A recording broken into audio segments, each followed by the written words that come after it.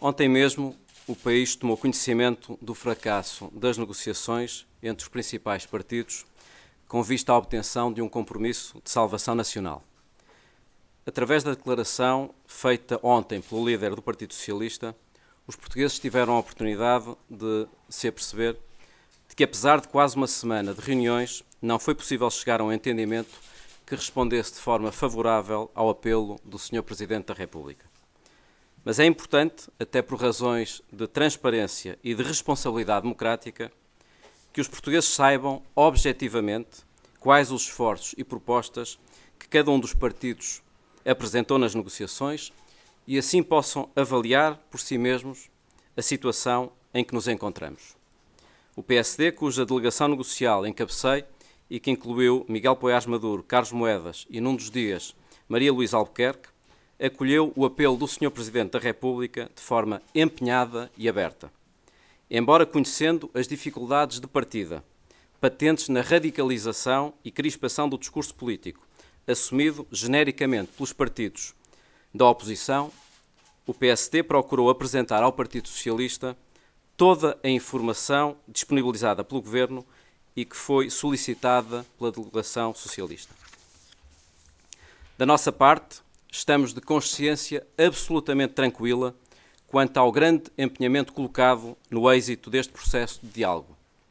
A mera consulta dos textos das delegações permite ajuizar do realismo dos partidos face ao nosso quadro de possibilidades, ajuizar do espírito de abertura face à necessidade de encontrar um compromisso e ajuizar da ambição colocada em torno de respostas concretas e não vagas ao desafio muito específico colocado pelo Sr. Presidente da República.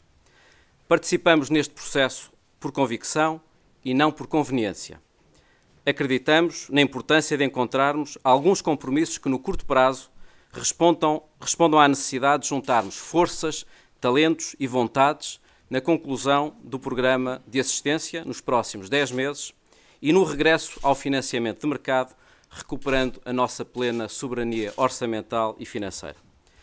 Como acreditamos também na necessidade de, em conjunto, prosseguirmos uma estratégia de responsabilidade orçamental de médio e de longo prazo e de reformas estruturais que transcendem uma legislatura, criando as bases para um novo modelo de desenvolvimento. É agora importante que os portugueses possam conhecer a forma concreta como respondemos aos pressupostos do compromisso de salvação nacional desenvolvidos na comunicação pública e na carta aos partidos pelo Presidente da República.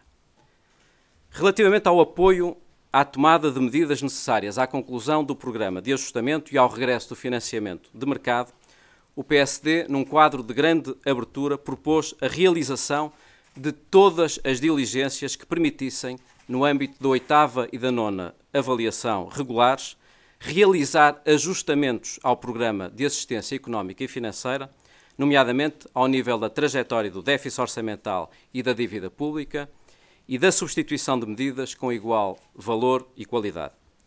Este ajustamento ao programa de assistência não poderia, em nenhum caso, implicar o aumento da carga fiscal, nem envolver um novo envelope financeiro ou o adiamento da conclusão do programa de assistência previsto para junho de 2014. Em contrapartida, o Partido Socialista, que passaria por nossa vontade a participar diretamente em todas as negociações com a Troika, comprometer-se-ia a assegurar, nos termos, aliás, desenvolvidos pela comunicação do Sr. Presidente da República, o apoio político e parlamentar a todas as medidas daí resultantes. Relativamente à segunda dimensão do compromisso, que envolvia as condições de sustentabilidade futura das contas públicas e o apoio às medidas que se revelassem necessárias à transição para o pleno acesso ao financiamento de mercado, o PSD propôs que os partidos se comprometessem em torno dos seguintes objetivos. Primeiro, reafirmação dos objetivos para o déficit estrutural e para o rácio de dívida pública, constantes da Lei de Enquadramento Orçamental e do Tratado Orçamental. Em segundo lugar, estabelecimento de uma trajetória de redução da despesa primária, de forma a atingir um nível inferior a 40% do PIB até 2018, aceitando como base para a definição dessa trajetória e deste limite o contributo a suscitar junto do Conselho de Finanças Públicas. Em terceiro lugar, a fixação de tetos vinculativos nominais e plurianuais para todos os programas orçamentais, compreendendo a componente de despesa que não depende do ciclo económico. Isto é, esta proposta facilitaria a concretização dos objetivos de despesa primária, mas também a avaliação e comunicação dos progressos realizados em matéria de responsabilidade orçamental. Na terceira vertente do compromisso suscitado pelo Sr. Presidente da República, competitividade, crescimento e emprego, o PSD apresentou orientações que permitiriam um compromisso de médio e de longo prazo em torno de reformas estruturais, como a reforma do Estado, a reforma fiscal, a reforma da segurança social, mas também matérias que envolvem estratégias para a qualificação, conhecimento, inovação, inclusão social, emprego, investimento produtivo, financiamento ao tecido empresarial e economia verde, matérias que objetivamente transcendem o horizonte de uma legislatura. Finalmente, exclusivamente como consequência de um compromisso abrangente e vinculativo sobre as matérias anteriormente referidas, o PSD admitiu a possibilidade de alteração do calendário eleitoral no respeito pelas competências próprias do Sr. Presidente da República. A apresentação desta posição negocial que acabei de fazer por parte do PSD prova o realismo, mas também o espírito de abertura e de compromisso que foi colocado nesta negociação, visando um acordo que não estaria ao serviço deste governo do PSD e do CDS, ou no futuro de um governo do PS, mas que estaria ao serviço de Portugal. Portugal está sob assistência financeira. Essa é a realidade. Portugal quer concluir essa assistência e reganhar liberdade de formular escolhas políticas inteiramente livres.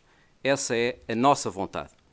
Estávamos disponíveis para fazer concessões políticas ao Partido Socialista para a conclusão dessa assistência económica e financeira e para um quadro de sustentabilidade financeira, económica e social de longo prazo. Mas isso pressupunha do PS uma posição realista e não, pelo contrário, uma abordagem que, pelo irrealismo, nos faria prolongar a ajuda externa durante mais anos. Lamentamos o resultado deste processo de diálogo, mas os portugueses sabem que podem continuar a contar connosco.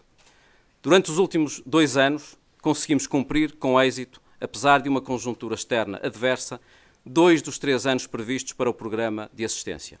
Preferíamos que tivesse sido alcançado um compromisso alargado e continuamos disponíveis para aprofundar esse diálogo político e social.